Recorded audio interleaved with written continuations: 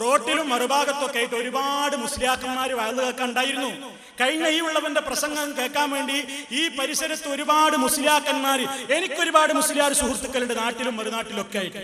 നമ്മൾ അവരോടൊക്കെ പല മുസ്ലിയാക്കന്മാരോട് നല്ല ബന്ധം. അങ്ങനെ അവരൊക്കെ നമ്മളെ പ്രസംഗം കേൾക്കാറുണ്ട്.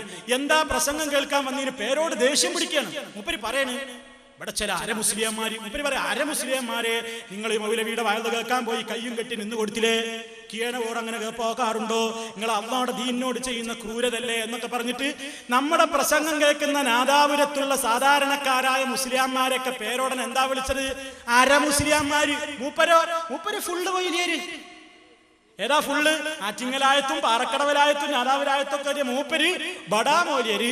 ഇവിടുത്തെ സാധുക്കളായ ജനങ്ങളെ ഇൽമു കേൾക്കാൻ വന്ന് നിന്നോക്കുമ്പോ അവരെ പറ്റി അരമുസ്ലിയാക്കന്മാര്. ഞങ്ങൾക്ക് കേൾക്കണോ? ഇതുപോലുള്ള മുസ്ലിയാക്കന്മാര് ഞങ്ങളുടെ പ്രസംഗങ്ങൾ കേൾക്കാൻ വന്ന് നിൽക്കുന്നത് കൊണ്ട് ഉണ്ടായ മാറ്റം നിങ്ങൾക്ക് കാണണോ? ദിവസേന മുജാഹിദ് പ്രസ്ഥാനത്തിലേക്ക് ഇങ്ങനെ ഒഴുകയാണ്. ആര്? മുസ്ലിയാക്കന്മാരാ ഒഴുകണത്. ഓരോരുത്തരെ വേണമെങ്കിൽ പെട്ടെന്നൊന്ന് കാണിച്ചു തരാം. കണ്ടോ, ഓരോരുത്തരെ ആയിട്ട് മുജാഹിദ് പ്രസ്ഥാനത്തിലേക്ക് കടന്നു വന്നു. കണ്ടോ, സബാഹ് മൗലവി. സ്ക്രീനിൽ നിങ്ങൾ കാണുന്നത് സബാഹ് മൗലവി. സബാഹ് മുസ്ലിയാരായിരുന്നു. റഷാദി, മുസ്തഫ കാശിഫി ഇതായിരിക്കണം, ഇയാളെന്നാ കാണുന്നത്. അതുപോലെ ഉമ്മർ ഹുസൈൻ ഫൈസി പന്നിപ്പാറ, ഉമ്മർ ഫൈസി കരുവാരക്കുണ്ട്, ഖാസിമി റഷീദ് ഖാസിമി, മൊയ്തു മന്നാനി, ഫൈസൽ മുസ്ലിയാർ, യൂസുഫ് മുസ്ലിയാർ, ഹമീദ് മുസ്ലിയാർ വിളയിൽ,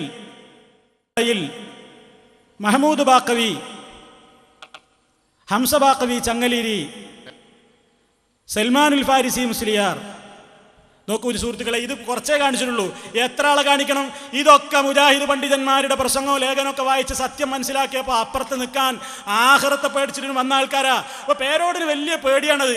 ഈ നാദാപുരത്തെ മുസ്ലിയാക്കന്മാർ വന്ന് കേട്ടിട്ട് നമ്മളെ കാര്യമൊക്കെ ആകെ പോകുമെന്ന് പേടിച്ചപ്പോൾ മൂപ്പര് മുസ്ലിയാന്മാരെ ചീത്ത പറയണം. ഇവിടെ വന്നിട്ടുണ്ട്, അര മുസ്ലിയാക്കന്മാരെ നിങ്ങൾ പോയി കേട്ടുകൊടുത്തില്ലേ, നിങ്ങളങ്ങനെ കേൾക്കാൻ പാടുണ്ടോ എന്നൊക്കെ പറഞ്ഞിട്ട് നിങ്ങൾ വിമർശിക്കുകയല്ലേ.